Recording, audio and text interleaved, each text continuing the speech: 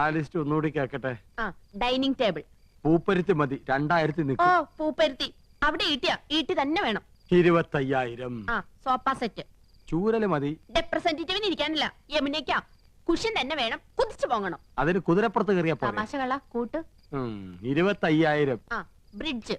പാല് അതും വേണോ? അവർക്ക് നടന്നു വന്നാ പോരെ? അതല്ലെന്ന്, തണുപ്പിക്കുന്ന ഒരു സാധനം ഇല്ലേ? Fridge 9,000. T V. Black and white പോരെ? ഓരോ കളർ തന്നെ വേണം. 10-20 അടി നീളവും വേണം. 10-20 അടി നീളോ? ഇഞ്ചായിരിക്കും. ആ ഇഞ്ചെങ്കിൽ ഇഞ്ച്. ഒയറില്ലാത്ത ഫോൺ അതൊരെണ്ണം മതി. മൊബൈൽ. ആ മൊബൈല്.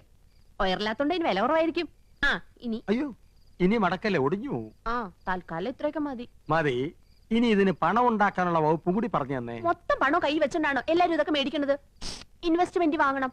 ഇൻസ്റ്റാൾമെന്റ്. ആ അതെങ്കിൽ അത്. അങ്ങനെ ആവുമ്പോ മാസം തോറും ഈസി ആയിട്ട് അടയ്ക്കാം. ഉം. അല്ലെങ്കിൽ കടം വാങ്ങണം, പലിശ കൊടുക്കണമെന്നല്ലേ ഉള്ളൂ. ഉം. എന്താ